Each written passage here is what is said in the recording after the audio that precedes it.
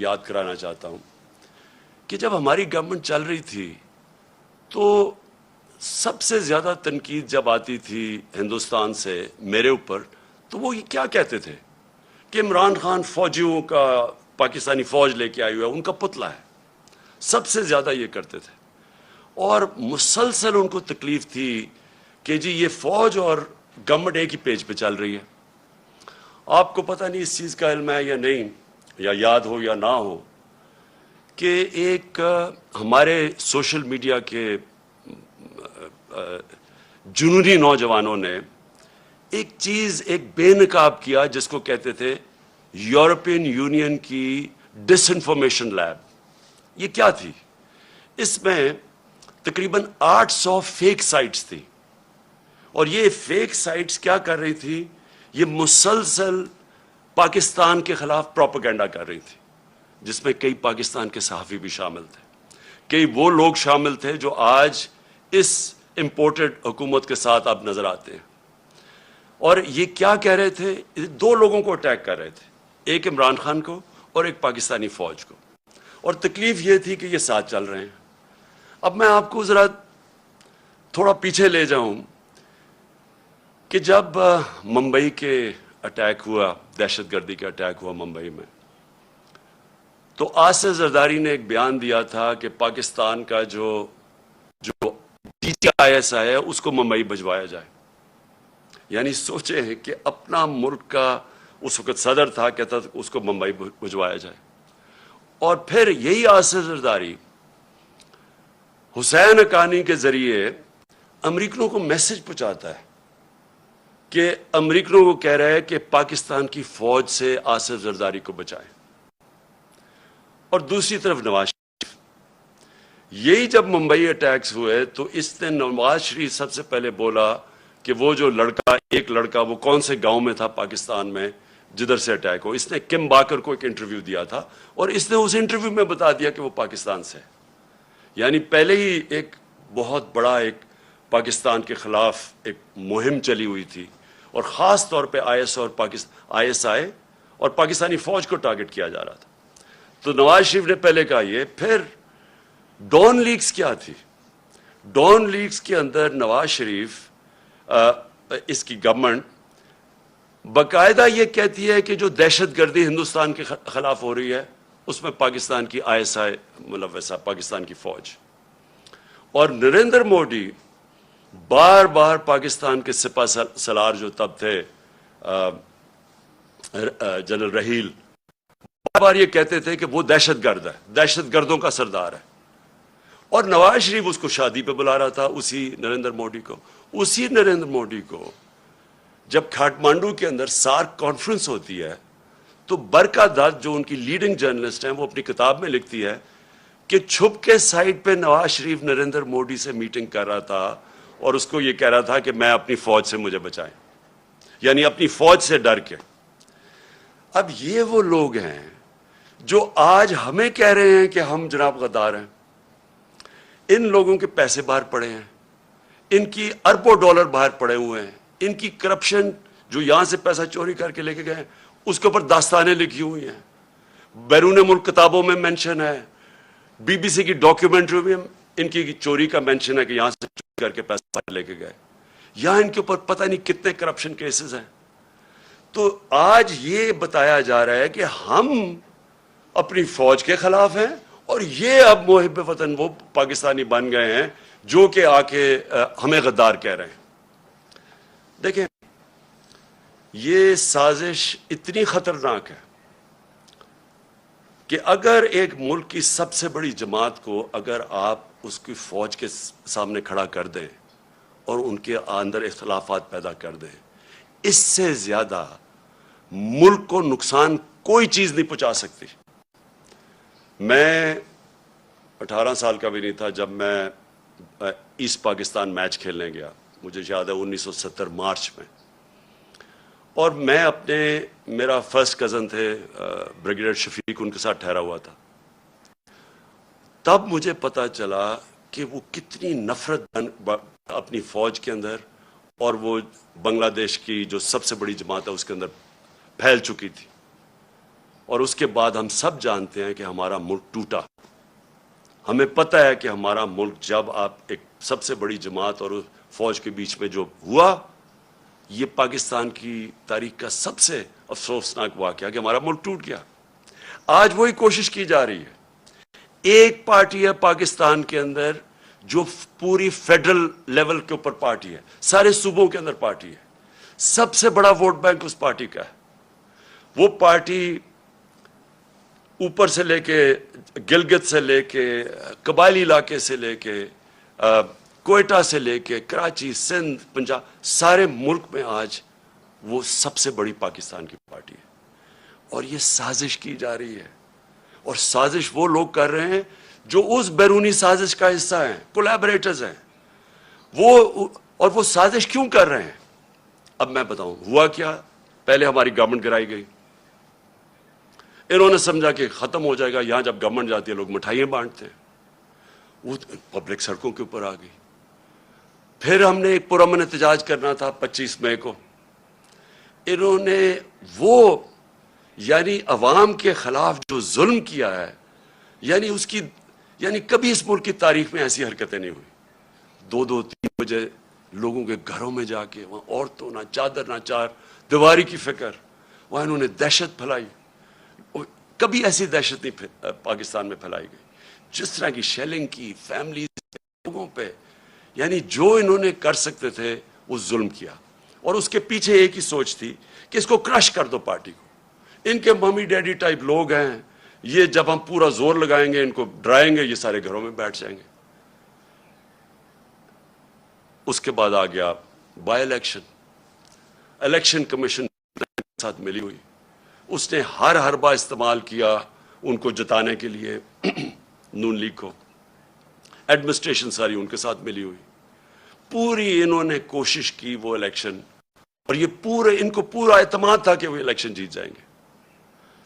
اس طرح کی پبلک نکلی کہ پاکستان کی تاریخ میں کبھی بائی الیکشن کیا, جنرل الیکشن میں اس طرح پبلک نہیں نکلی.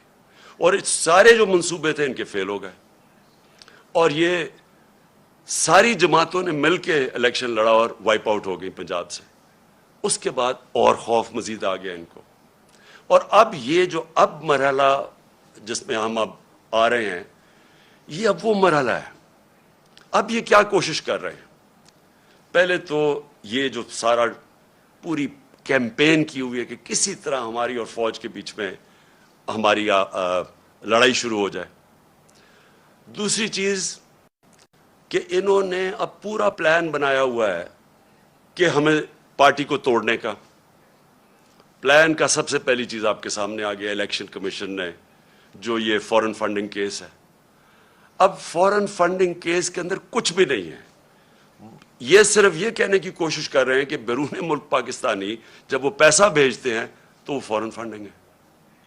وہ پارٹی جس کی پاکستان کی تاریخ میں پہلی دفعہ جس نے ایک باقاعدہ پولیٹیکل فنڈ ریزنگ کی ہے, جس کا کوئی اس ملک کے اندر کوئی نہ کبھی کسی نے پہلے کی, اور نہ یہ وہ پارٹیز جن کے سربراہوں کو لوگ کرپٹ سمجھتے ہیں, وہ کبھی فنڈ ریزنگ نہیں کر سکتی.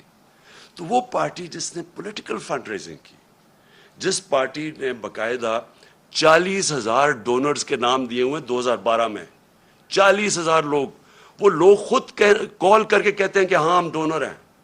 ان میں سے کئی لوگوں کو انہوں نے بتا دیا کہ جی کوئی فورن نیشنل وغیرہ, جو ان کو کئی پاکستانیوں کو بنا دیا کہ جی یہ تو غیر ملکی ہیں.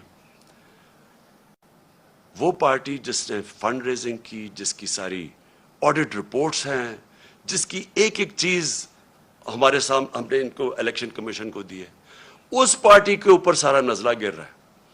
اور میں بار بار کہتا جا رہا ہوں کہ ہم 4-5 سال سے کہہ رہے ہیں, بلکہ عدالت بھی کہے ان کو بیٹھی ہے کہ ان پارٹیز کی اکٹھی, اگر آپ نے آڈٹ کرنا ہے فنڈ ریزنگ تو اکٹھی کریں.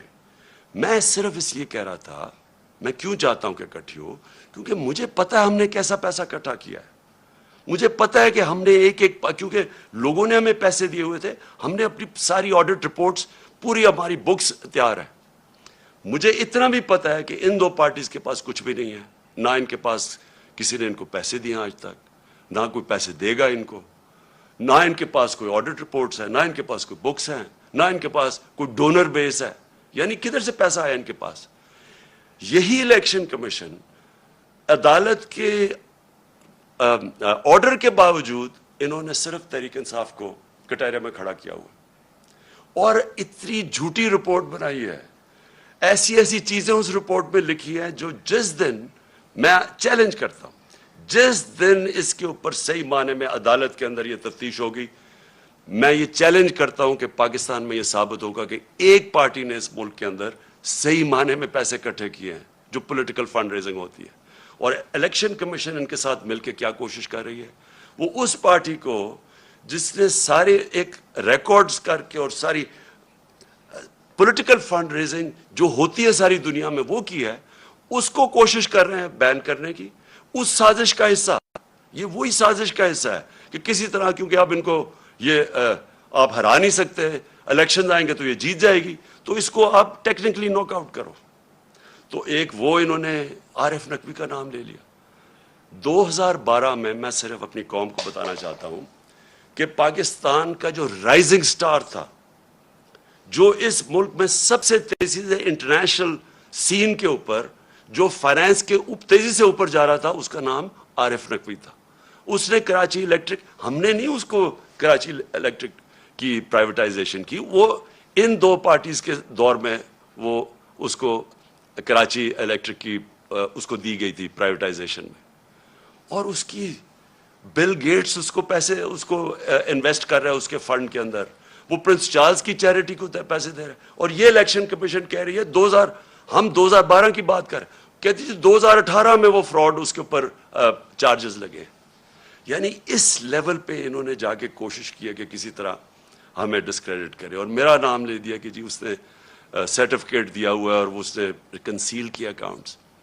میں آج آپ کو پھر سے کہہ دوں کہ سرٹیفکیٹ دینا ہمیشہ جب آپ سرٹیفائی کرتے ہیں وہ ایک پروسیس سے آپ کے پاس پہنچتی ہے. میں بکس نہیں پڑھ کے سرٹیفائی کرتا، وہ پہلے شروع ہوتا ہے نیچے، ہماری فائنانس ڈپارٹمنٹ کرتی ہے، وہ پھر بیٹھتی ہے آڈیٹرز کے ساتھ، ان کے ساتھ کتابیں ریکنسائل کرتی ہے، وہ پھر جاتی ہے پارٹی کی مینجمنٹ کمیٹی میں، وہ مینجمنٹ کمیٹی جب کلیئر کرتی ہے تو وہ میرے پاس آتی ہے، تو میں دستخط ان کے کہنے پہ کہتا ہوں to the best of my ability. میں سرٹیفائی، میں نے وہ کتابیں نہیں دیکھی ہوتی، جبکہ میں اپنے جو اثاثے ڈکلیئر کرتا ہوں تو وہ میں ایفیڈیوٹ دیتا ہوں کیونکہ میں دیکھ کے کرتا ہوں. تو اس کے اوپر یہ کوشش کر رہے ہیں ڈسکوالیفائی کرنے کی. ایک یہ ان کا طریقہ ہے. دوسرا یہ توشہ خانہ کیس ہے. میں پھر اپنی قوم کے سامنے ایک اور چیز کہتا ہوں، ساروں کا جو اس ملک کے پرائم منسٹرز اور پریزیڈنٹ بنے ہیں، جو اس ملک کے اندر بڑے بڑے عہدوں پہ رہے ہیں، سب کو تحفے ملتے ہیں، آرمی چیف کو ملتے ہیں، سب کو ملتے ہیں. ساروں کو انویسٹیگیٹ کریں کہ کیا لیگلی جو بھی انہوں نے کام کیا ہے قانون کے دائرے میں کیا ہے یا کوئی چیز غیر قانونی کی ہے. میں آج پھر آپ کو کہتا ہوں جس دن یہ ہوگا، ساری چیزیں میں نے قانون کے بیچ میں کی ہیں اور مجھے پتا ہے کہ کن کو انہوں نے قانون کے دائرے میں نہیں رہ کے کی. آصف زرداری نے 3 گاڑیاں لی ہیں وہاں سے توشہ خانہ سے، جو کہ آپ نہیں لے سکتے. مجھے بھی ایک گاڑی ملی تھی، آپ گاڑی توشہ خانہ سے نہیں نکال سکتے. آصف زرداری نے 3 مہنگی گاڑیاں اور نواز شریف نے 1 لی ہے، اور یہ بالکل غیر قانونی ہے. تو میں یہ چاہتا ہوں کہ اس کے اوپر بھی آئے. یہ 2 چیزیں ہیں کوشش کر رہے ہیں مجھے ڈسکوالیفائی کرنے کی، اور ایک تیسری بھی چیز کر رہے ہیں، اور جس کی اب آپ کے سامنے یہ آنے والا ہے، اب یہ فیز آنے والا ہے. اب ان کی کوشش یہ ہے کہ کسی طرح عمران خان کی کردار کشی کی جائے، کیونکہ ایک طریقہ پارٹی کو ختم کرنے کا یا پارٹی کو ڈسکوالیفائی کرو وہ مشکل ہے. دوسرا ہے کہ عمران خان کے اوپر کردار کشی کرو اور کسی نہ کسی طرح پھنساؤ کسی کیس میں. اور کردار کشی کے لیے ان کو پتہ ہے کہ کون سے میڈیا ہاؤسز ان کے ساتھ پوری طرح تعاون کریں گے، اور جن کو ان کو شک تھا، یہ جو ARY کے اوپر انہوں نے ایکشن لیا ہے، مجھے یہ اسی پلان کا حصہ ہے کہ کوئی چینل جو میرا موقف رکھے گی اس کو بند کر دو، یوٹیوبرز جو میرا موقف رکھیں گے ان کے منہ بند کر دو، خوف اتنا پھیلا دو کہ کوئی میرا موقف ہی نہ رکھے. اور وہ جو چینلز ہیں جو کہ جن کے اوپر ہمیں پتہ ہے کہ پیسہ چلتا ہے، اور ان کو پوری طرح میری کردار کشی پہ استعمال کیا جائے. اور یہ ان کا پلان ہے. اب یہ پلان شروع ہو رہا ہے، یہ جو ARY سے ہوا ہے، یہ اس پلان کا حصہ ہے. اور یہ ابھی یوٹیوبرز پہ آئیں گے، ابھی یہ سوشل میڈیا کے اوپر آئیں گے، کوشش کریں گے کہ پورا منہ بند کر دیا جائے اور پوری طرح ایک عمران خان کو پبلک کے اندر ذلیل کیا جائے. میں پھر اپنی قوم کے سامنے کہتا ہوں کہ دیکھیں، میرا یہ مان ہے کہ عزت صرف اللہ دیتا ہے، اور اللہ کی اجازت کے بغیر کوئی کسی کو ذلیل نہیں کر سکتا. تھوڑی دیر کے لیے آپ سب کو پاگل بنا سکتے ہیں. آج تک کوئی بھی ایسا پیدا نہیں ہوا جو سارا وقت سب کو پاگل بنا لے.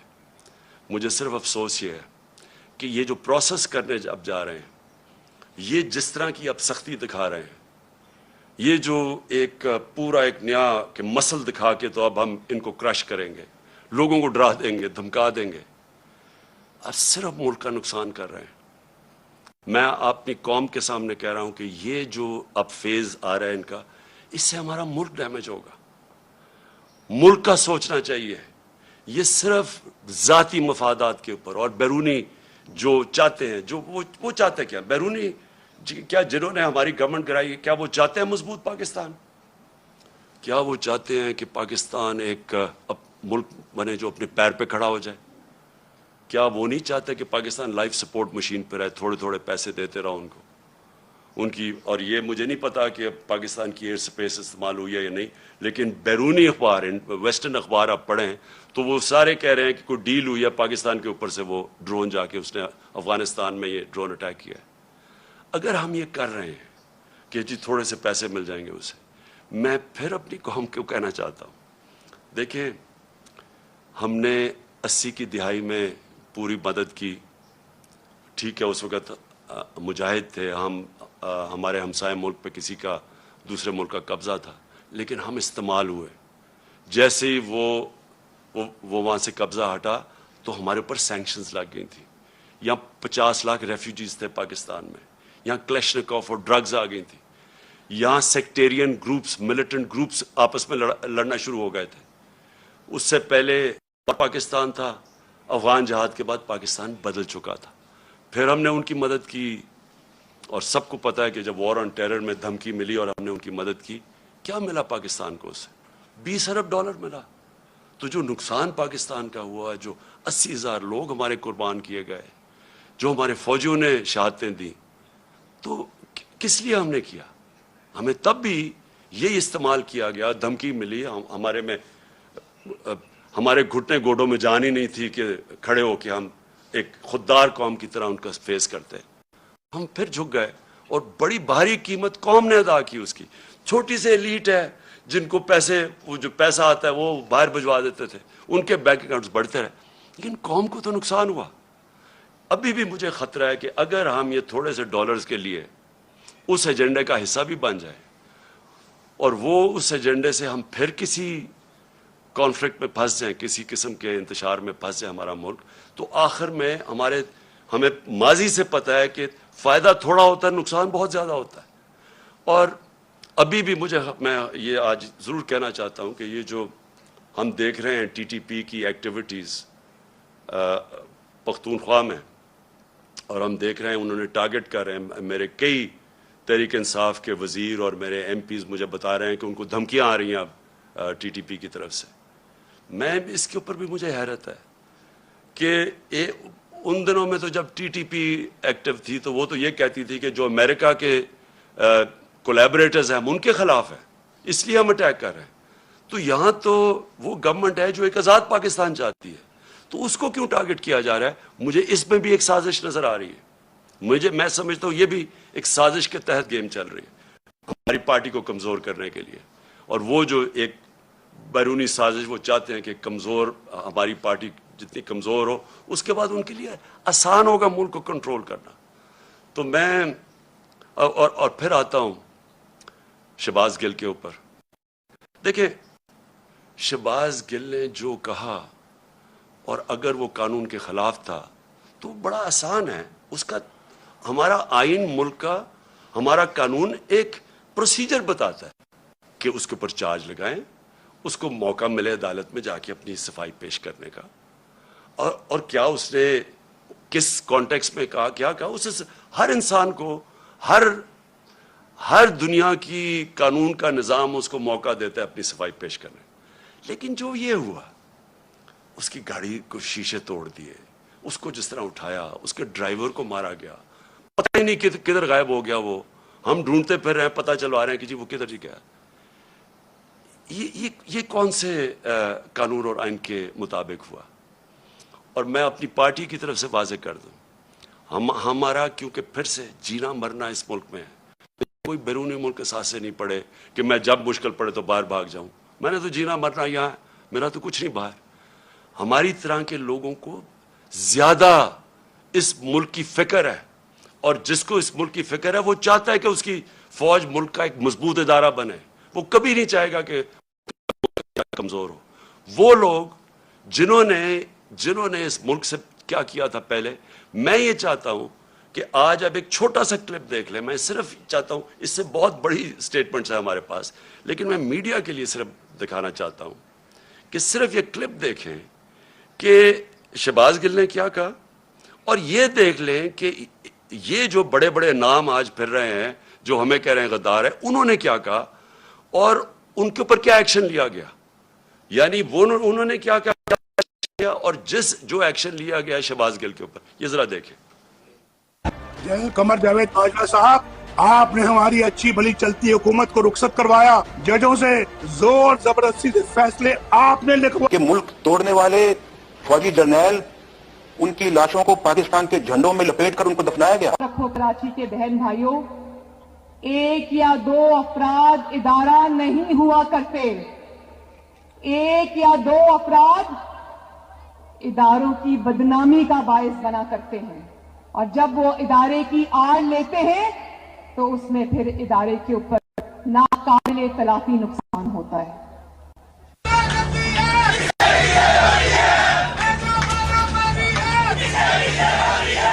تو ہماری کردار کشی کرنا چھوڑ دو.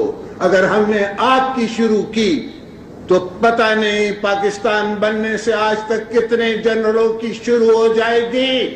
بیٹی بھائی دو ایکیوزڈ ہیں, ان کی لسٹ لے کے جس طرح ہم نے پریس کانفرنس کی تو آپ کی اینٹ سے اینٹ بڑھ جائے گی. اسرائیل کے وظیفوں پہ پلنے والے جرنیلوں, ریٹائر اپنے حدود میں رہو. کام کی ہڈیوں سے گوشت تک جو ہے انہوں نے نچوڑ لیا ہے اور اتار لیا ہے. ابھی نندن کی کیا بات کرتے ہیں. چیف آف آرمی اسٹاف تشریف لائے, پیر کانپ رہے تھے, پسینے ماتھے پہ تھے. شاہ محمود صاحب نے کہا کہ خدا کا واسطہ ہے اب اس کو واپس جانے دیں, چونکہ 9 بجے رات کو ہندوستان پاکستان پہ اٹیک کر رہا ہے. وہ کوئی ہندوستان نے اٹیک نہیں کرنا تھا, کچھ نہیں ہونا تھا, صرف گھٹنے ٹیک کے. اب تو میں چاہتا تھا کہ آپ خود یہ سن لیں, اس سے بہت زیادہ کلپس ہمارے پاس ہیں, اور میں اس لیے چاہتا تھا کہ آپ یہ سارے سن لیں کہ ان کے اگینسٹ کیوں کوئی ایکشن نہیں لیا گیا. یہ تو کلپس ابھی اویلیبل ہیں, کیا ان کے اوپر, اور ان کے اوپر تو ایکشن پہلے بھی لینا چاہیے. جو یہ سارا ڈان لیکس تھا اور جو میمو گیٹ تھا, یہ لوگ آج ٹھیک ہیں, اور ہم وہ پارٹی جس نے آج تک صرف اپنا ملک کا سوچا ہے, جس نے اس ساری جو جدوجہد ہماری ہوئی ہے, آپ یقین کریں کہ اگر کوئی بھی جس طرح ہم نے یہ مشکل وقت سے گزرے ہیں, جو ہمارے اوپر مشکلیں گزری ہیں, میں آج آپ کو کہتا ہوں کہ ہم نے ہر وقت صرف اور صرف پاکستان کا سوچا ہے. ہمارے پاس اس وقت سٹریٹ پاور ہے, ہم سارے پاکستان کو بند کر سکتے ہیں. ہمیں صرف کہ ملک کے معاشی حالات آج ایسے ہیں کہ ہمیں اپنے ملک کی فکر کرنی چاہیے, اور اس لیے ہر چیز مظاہرے بھی کرتے ہیں. تو پرامن صرف 25 مئی کو ہمارا پرامن مظاہرہ تھا جب انہوں نے ہمارے پر انتہا کا ظلم کیا. آج تک کوئی ایک بتایا کہ ہم نے اپنے ملک میں کوئی توڑ پھوڑ کی, کوئی ہم نے اپنے ملک کو نقصان پہنچانے کی کوشش کی, جبکہ یہ وہ لوگ ہیں جنہوں نے اور جو چیزیں چھوڑے, جو انہوں نے اس ملک کو لوٹ کے باہر پیسہ لے کے گئے ہیں. یہ کیسے محب وطن ہو گئے؟ تو میں آخر میں صرف یہ چاہتا ہوں کہ یہ جو کوششیں ہو رہی ہیں سازش کر کے ایک ملک کی سب سے بڑی جماعت کو توڑنے کی, ہمارے لوگوں کو توڑنے کی بھی کوشش کی جا رہی ہے, اور کہ الیکشن میں کسی طرح یہ اتنے کمزور ہو جائیں کہ جب یہ الیکشن ہو اور الیکشن کی پلاننگ کر رہے ہیں کہ یہ اتنے کمزور ہو جائیں اور پھر نواز شریف آئے وہاں سے انگلینڈ سے اور اس کے بعد کہیں کہ جی دیکھیں عمران خان کو بھی ڈسکوالیفائی ہو سکتا ہے اور وہ بھی ہو سکتا ہے، ہم دونوں کو ایک ملا دیں اور اس کے بعد یہ پھر وہی اسی الیکشن کے ذریعے الیکشن کروائیں۔ یہ گیم ہے بیسکلی کہ کسی طرح ہمیں چھوٹا کر کے کٹ ٹو سائز کریں۔ میرا اگلا سوال یہ ہے جو بھی یہ پلاننگ کر رہے ہیں کیا یہ پاکستان کے لیے بہتر ہے؟ کیا پاکستان اس میں سے اس دلدل سے نکلائے گا؟ پاکستان کو تو اس وقت ضرورت پولیٹیکل سٹیبلٹی کی ہے کہ ایک تکڑی گورنمنٹ آئے، سٹیبل گورنمنٹ عوام کی پاور سے جو پھر اس ملک کو اس دلدل سے نکال سکے۔ کیا اس میں یہ جو پلان بن رہا ہے کیا اس میں پاکستان میں پولیٹیکل سٹیبلٹی آ جائے گی؟ اور جو بھی یہ پلان بنا رہا ہے کیا اس کو اپنی ذات کا سوچ رہا ہے یا ملک کا سوچ رہا ہے؟ یہ صرف تھوڑے سے لوگ اپنی ذاتی مفادات کے لیے اس ملک کو ادھر لے کے جا رہے ہیں، اور مجھے افسوس سے کہنا پڑتا ہے کہ خدا نہ خواستہ یہ ادھر نہ چلا جائے کہ ہم سب کے لیے اس کو نکالنے کے لیے اپنی اور نیشنل سیکیورٹی کمپرومائز کر دیں۔ ابھی بھی مجھے خطرہ یہ ہے کہ ابھی بھی ہم کوئی ایسے فیصلے نہ کر لیں جس سے ہماری نیشنل سیکیورٹی کمپرومائز ہو۔ صرف ایک راستہ ہے آج، اگر ہم نے اس سے نکلنا ہے صرف ایک راستہ ہے اور وہ ہے صاف اور شفاف الیکشن۔ اگر ملک کو ہم نے اس مشکل سے نکالنا ہے، اس کے علاوہ صاف اور شفاف الیکشن کے علاوہ جو اور راستہ لیں گے ملک مزید اور نیچے جاتا رہے گا۔ جس طرح کی مہنگائی آج ہے، جس طرح کے لوگوں کے حالات ہیں، جس طرح کے بجلی کے بل ہیں، ہر چیز مہنگی اور ابھی مزید اور مہنگی ہوگی کیونکہ ڈیویلیویشن جو ہوئی ہے، یہ ساروں سے عوام کے اوپر بوجھ بڑھتا جائے گا اور پھر سے آخر میں صرف صاف اور شفاف الیکشن سے ہم اس سے نکل سکتے ہیں۔